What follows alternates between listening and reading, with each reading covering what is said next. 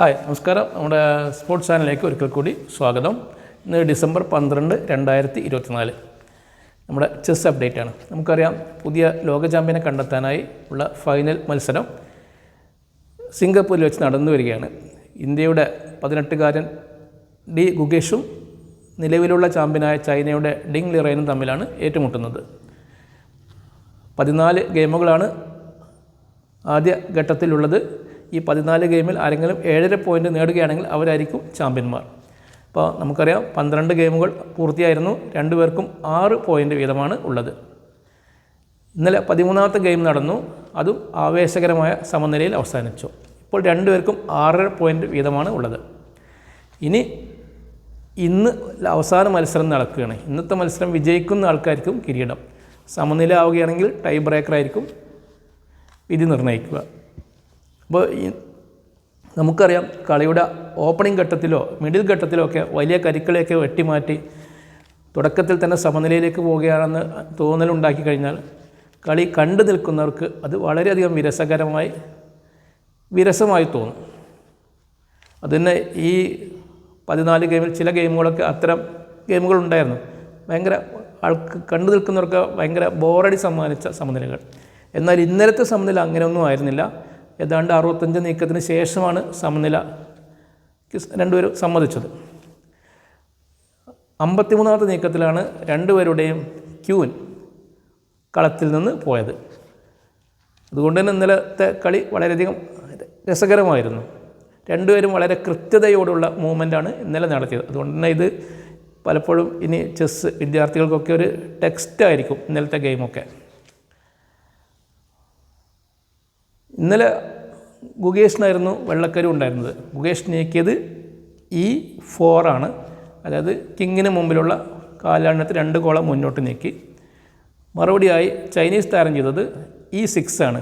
അദ്ദേഹത്തിൻ്റെ കിങ്ങിന് മുമ്പിലുള്ള കാലാളിനടുത്ത് 1 കോളം മുന്നോട്ട് നീക്കി. രണ്ടാമത്തെ നീക്കം എന്ന നിലയിൽ ഗുഗേഷ് ചെയ്തത് D4 ആണ്. ക്യൂവിന് മുമ്പിലുള്ള കാലാളിനടുത്ത് 2 കോളം മുന്നോട്ട് നീക്കി. ചൈനീസ് താരം ചെയ്തത് D5 ആണ്.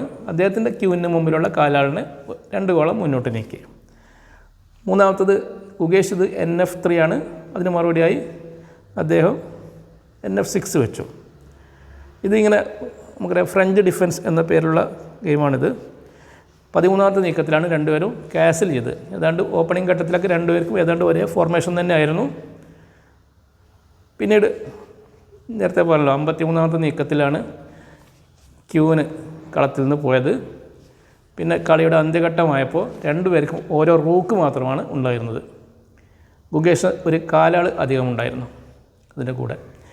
ഏതായാലും ചൈനീസ് താരം ഒരു കാലാളിൻ്റെ കുറവുണ്ടെങ്കിലും പൊരുതി സമനില നേടുകയാണ് ചെയ്തത്.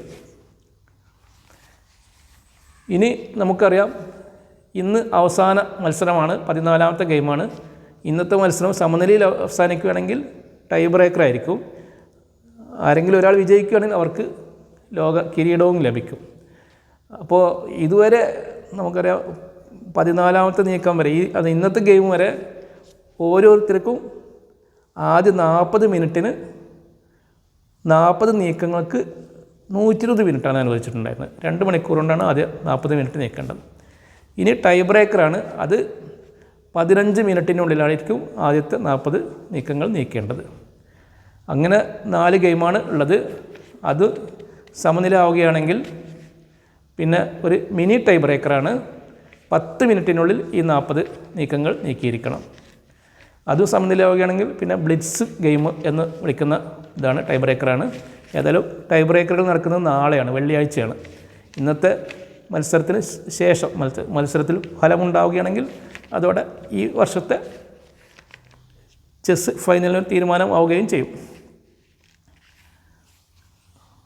അപ്പോൾ ഇത്രയൊക്കെയാണ് ഇതിനെക്കുറിച്ച് ചെസ് അപ്ഡേറ്റ് ആയിട്ട് പറയാനുള്ളത്. അടുത്ത അപ്ഡേറ്റ് ആയിട്ട് വരുന്നവരെ നമസ്കാരം. Thank you.